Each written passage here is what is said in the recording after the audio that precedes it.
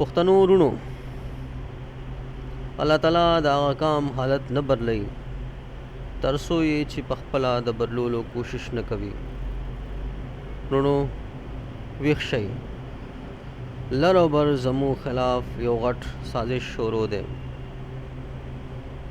موږ په خپلو کې جنګوي، زموږ په ځمکه او وسایلو ورو ورو قابض کېږي.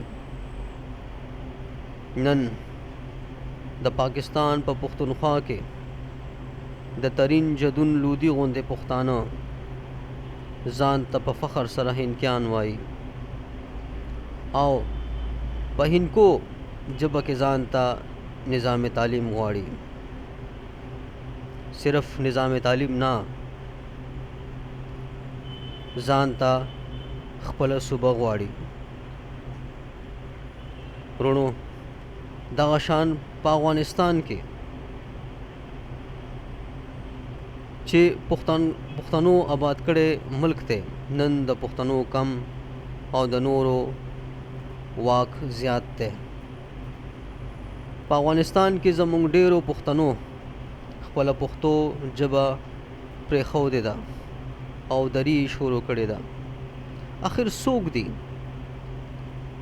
چې د پاکستان په پښتونخوا کې د هندکۍ په ذریعه ترین جدون لودي افغان وغیرہ یې زموږ نه جدا کړل او زموږ خلاف یې ودرول او د دوی په ذریعه مونږ کمزوري کوي، زموږ وسایل مونږ نه اخلي، زموږ ځمکه زموږ نه اخلي. آخر دغه شان څوک دي چې په افغانستان کې چې د درۍ په ذریعه یې ازبک، ترکمن، تاجک یې مونږ ته په خپل ملک کې رايوځای کړل او مونږ ته یې یو مخالف طاقت جوړ کړو. ورونو ویښ شئ، آخر څه وجه ده چې زموږ د پښتنو سوچ یو نشو؟ آخر پښتانه مسلمانان او د پښتنو مشران سیکولر ولی دي. آخر زموږ معیشت تباه ولی دی.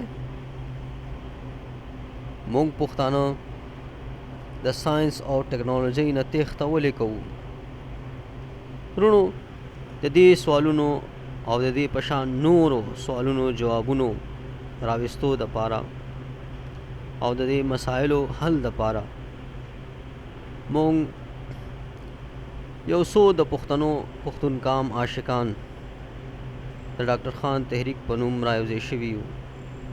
ورونو د دې تحریک کار د پښتنو نه ووټ غوښتل نه دي، بلکې د دې تحریک د ملګرو کار د دې کام د وسایلو دپاره، د مسایلو دپاره، د ډیرو سوالونو جوابونو دپاره، د ډیر سازشونو راښکاره کولو دپاره د میز جنگ ته ځان تیارول دي. ورونو مونږ ځان د ډاکټر خان تحریک ملګرو پښتون کام د یووالي، امن او پرمختګ دپاره وقف کړی دی او په دې کې زموږ غرض خالص د الله رضا ده. ورونو مونږ ته په دې کار کې د لر او بر پښتنو مرسته پکار ده، ملګرتیا پکار ده. مونږ غواړو چې یوځای شو او خالص د الله د رضا په نیت د پښتون کام د یووالي، امن او پرمختګ دپاره قدم اوچت کړو او تر مرګه ترې نه وروسته شو. انشاءالله دا تحریک به په آزاده طریقه د لر او بر پښتنو دپاره یو شان کار کوي.